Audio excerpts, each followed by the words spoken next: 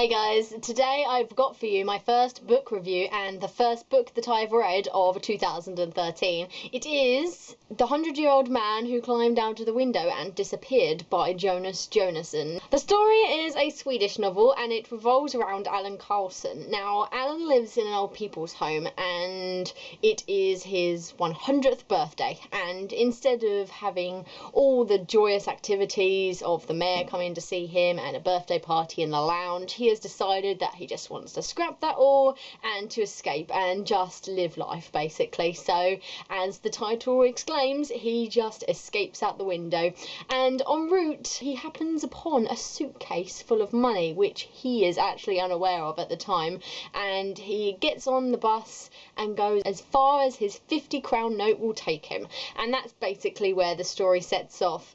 Now, the story is set into two sections. It is set in present day Alan, which is from the day that he has left the old people's home and is on his crazy adventures, and you also have past Alan, which is slotted in every now and then throughout the chapters, which is basically a presentation of his life from when he was born up to the day that he actually escapes.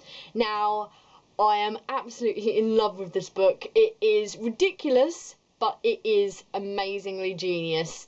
A lot of the time I think that authors think that they need to have imaginative, really out there, complicated plots to make their books worth reading. But this book has the most simplest of plots, but yet it is one of the most interesting ones I've read, and I think that a lot of authors actually forget that it's not about the complications, it's about making something out of something simple sometimes. Sometimes the simplest things can be the best things, but he goes on a load of crazy adventures, and some of the stuff that happens to him is ridiculous, and you're actually laughing to yourself because of the fact that you think, how the hell has this 100-year-old man got himself into these predicaments? It's absolutely ludicrous that it just makes sense.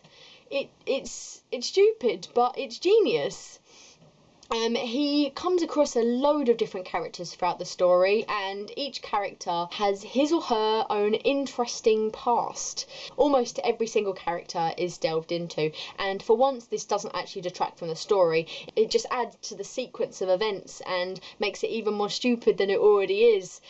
Some of the characters' stories are just ridiculous. The main characters are Alan Carlson, who you obviously find out his past anyways, Julius, who is an ex-con / thief, Benny, who is a man of many talents but has ended up as a hot dog seller. We have the woman that is known as the Beauty, who has a strange but wonderful pet that you would not imagine, and the story behind her is the most funny in my opinion. The balance between past Alan and present Alan scenes were very well balanced in the beginning, but I found as it started to get towards the end, probably just after the halfway mark, it started to get a bit unbalanced in favour of past Alan, and I just felt as though the author kind of run out of crazy ideas that 100-year-old Alan could have happened upon and characters that he could have bumped into. I just felt as though it ran out of steam a little bit, and as much as I absolutely adored past Alan's experiences,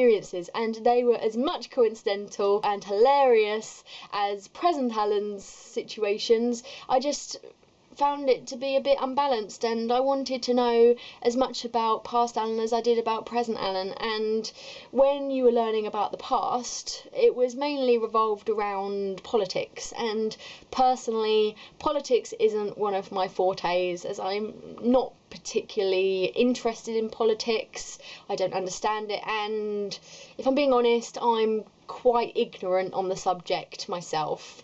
And that, I mean, if you actually understand what's going on between socialist capitalists and things like that, then I'm sure it would all make sense to you. But with me, it is just a personal preference. But there's absolutely nothing wrong with it, just a personal preference for me.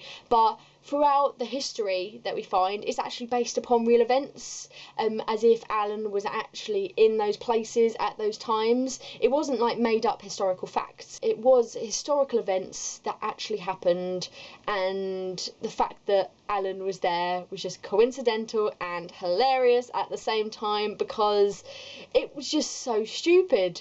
The way he got to all these different positions, to see all these different people, it was just amazingly thought out and simple but amazing. Overall, I absolutely loved this book. Technically, I'd class this as an adult novel, if I'm being honest. So because of the fact of the adult themes that I don't particularly understand myself, it's just a personal preference in my eyes, and I am therefore going to give this still a good 4 stars. Can't recommend this highly enough to anybody and everybody that I know. And if anyone's got a Kindle out there, it is currently, I'm not quite sure how long this offer's on for, or if it's still on at all, but I'll link it in the down bar if it is. Currently it is 20p on Amazon for Kindle, and when I saw that I was like, I don't care whether it's good or bad, I am getting this book. I don't care if it's good. It's a book I can treasure, and if it's bad, I've only spent 20p on it, but I'm so glad that I absolutely love this book. If anyone else has read this, please let me know what you think, because I cannot sing any more high praises of this book than I already have, and I love it to bits. Please read this book, it's so good. I hope you enjoyed this video, and I will see you next time. Bye!